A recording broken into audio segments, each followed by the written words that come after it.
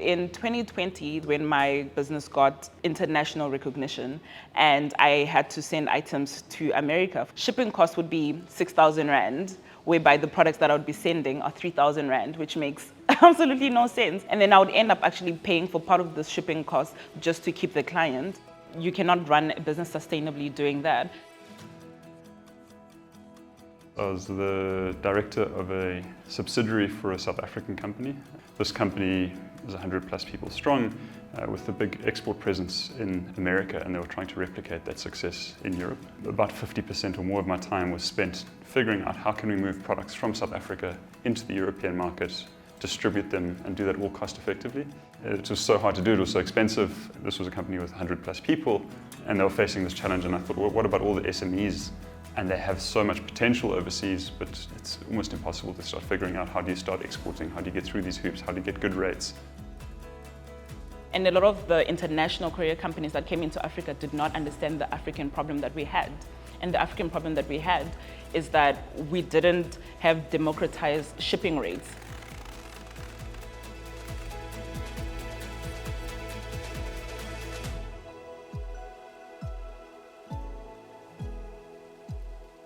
Our whole mission at TUNL is to help South African and emerging market SMEs become global businesses. And where we've started is the strongest pain point, the biggest pain point we could identify, which was, you can't become global unless you can move your product globally. We act like a big shipping club that's powered by technology. So we use the volume of all the merchants that are part of our club to negotiate good rates and to use economies of scale to get the best deal and pass that on to them. And to be able to do that at scale, we use technology. So we save merchants between 50 and 80% on their shipping costs.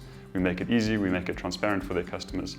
And that's really significant. It helps some businesses export for the first time, and it helps businesses who are really exporting to export more efficiently, save costs, and really see the global market as something they should chase after. We went through a 3-month accelerator program that was run by UCT, and at the end of that there was a demo day, and that got us in touch with a couple of early stage investors. They took a heck of a long time to come around, so in that time we forged on and started doing some actual physical testing. We found some merchants that were interested in our services, so continued the conversations with them, and separately we took things into our own hands and we actually set up an e-commerce site and sold candles to America, and we needed to do that so that we could ship them and prove out our whole process. We essentially created our own demand and ran our own service, and I think that was key to getting our first investors across the line. It was a chicken-egg problem in the beginning. We actually had to ship parcels to learn more about shipping parcels. First world countries are so used to having everything at the tip of their fingers. They press a button and the delivery comes in. In Africa, we don't have that. For a long time, we did not have the infrastructure to do that. And a lot of the international courier companies that came into Africa did not understand the African problem that we had. And the African problem that we had is that we didn't have democratized shipping rates for businesses that are only shipping to one customer. We built some very, very early tech using low-code and no-code tools, which is an exciting development for entrepreneurship, that these tools exist at low cost. After a few months, we hired a developer. We started maturing the technology based on what we were learning from what we were doing quite manually. So there was a limit to what we could do manually because it was so time-consuming, and we then just slowly increased capacity. And at some point last year, we hit some really nice inflection point where the whole platform has become self-service.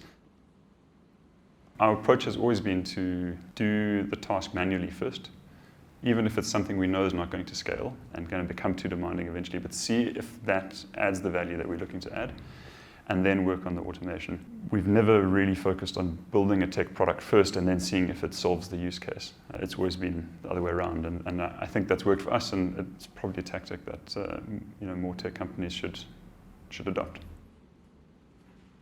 We remain exceptionally thankful to the early businesses that started using our service, because we're handling an incredibly delicate, important part of the international sale, and that's the final fulfillment. We were asking businesses, and we were nobody at that stage, like, can we do this shipping for you? And up against globally known international couriers. We got some great businesses, about 5 businesses that we started shipping for initially, and we were making a loss doing the shipping for them, but we had to do that to earn some credibility, and they became strong advocates for our business, and it's grown from there.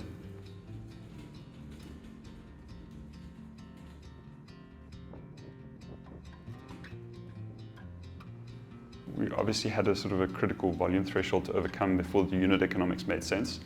The world we wanted to create was a world in which it was more affordable to ship, dramatically more affordable to ship. And so part of what we had to do was subsidize it initially to be at the price point that converted business. We're very much now in the position where the unit economics of our business are healthy.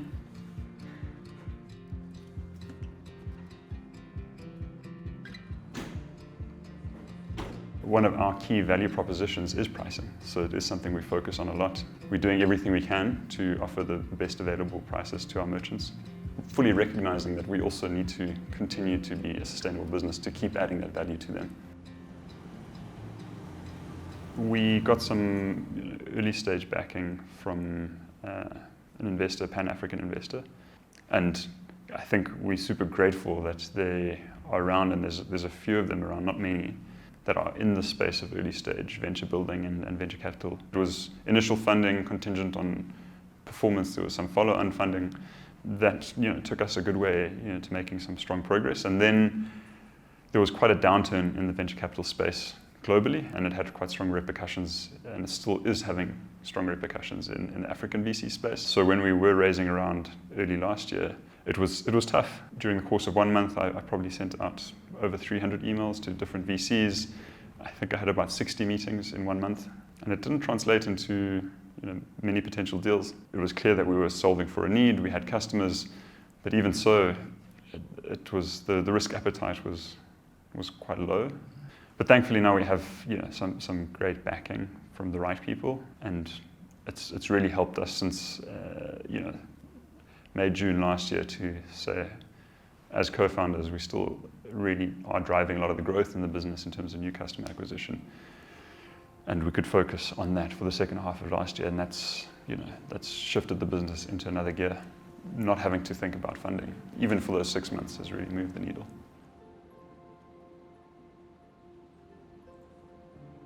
Even though we were starting out a tech company, there was a sort of physical component to what we were doing. So the first 5 employees, we worked out of a house in Woodstock, and it was all in person. I think it's only as of the beginning of this year that we have fully remote employees, but the bulk of our team comes in person most days of the week. And I think that's been part of the magic of our ability to work and adapt and understand each other, have real human connections between the team, because we all sit very close to each other. Customer support sits right next to tech, and I think that's a particularly interesting one.